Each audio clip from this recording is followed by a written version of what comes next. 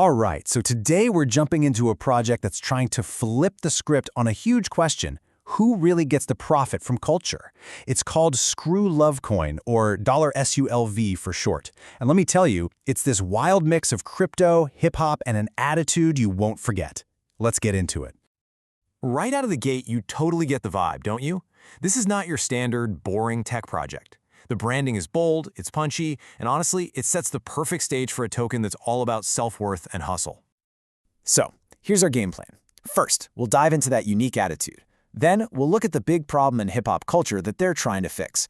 After that, we're going to break down the coin's blueprint, talk about its real-world use, and finally, look at their vision for turning fans into actual owners. Okay, let's kick things off with the brand itself, because it's so key to what this is all about. The whole philosophy here is about putting yourself first. Love the bag, not the heartbreak. So the whole idea is to build a culture coin that's, well, playfully savage and super self-aware. It feels like a direct shot at all the overly serious, kind of bland branding you see in Web3. They're aiming for something that feels way more real and authentic to their audience. And yeah, these taglines, they nail that attitude perfectly. They're super memorable, a little bit defiant, and they tell you exactly what this is all about.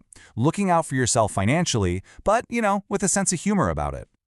All right, so behind the clever branding, what's the actual problem that SLUV is trying to tackle? Well, it all boils down to what they call the culture value gap. And this really gets to the heart of the issue. On one side, you've got the fans. They're the engine of hip-hop culture, right? They start the trends, they make things go viral, they bring all the energy. But then on the other side, all the financial rewards get vacuumed up by these giant platforms, leaving the actual community with almost nothing to show for it. So this problem really breaks down into three big holes. First, fans are totally left out of ownership. Second, the whole experience is fragmented, merch over here, events over there. And third, let's be real, most crypto tokens have zero real-world use. This is the mess that SLUV was built to fix. So, what's the solution? Let's take a look at the SLUV blueprint, which is designed to plug every single one of those gaps we just talked about. At its very core, that's what SLUV is, a utility token. But the two words you really got to focus on here are culture first and asset aware. Culture first means it's built specifically for the hip-hop community, and asset aware means its value is actually tied to something real and tangible. And if you look at how the tokens are divided up, you can see their priorities pretty clearly.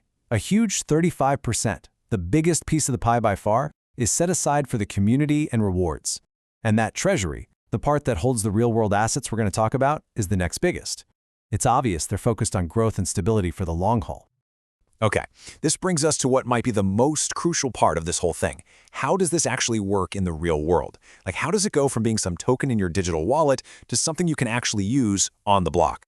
Well, the answer starts right on the ground, in a place with legendary roots in hip-hop, Houston's historic 3rd Ward. The very first goal is to make SLUV a real way to pay for things right there. At local businesses, at community events, it's all about pumping economic energy directly back into the heart of the community that started it all. That's that H-Town essence. And this right here shows you the long game. It's not just about spending money, it's about reinvesting it. By staking their tokens, which just means locking them up to help support the whole network, holders are actually funding a treasury that gives back to the community. It creates this amazing self-sustaining loop that helps support the next generation of artists and entrepreneurs. So how do you actually build trust in an ecosystem like this? That's where this RWA, or real-world asset trust layer, comes in. It means the token's value isn't just based on hype and speculation.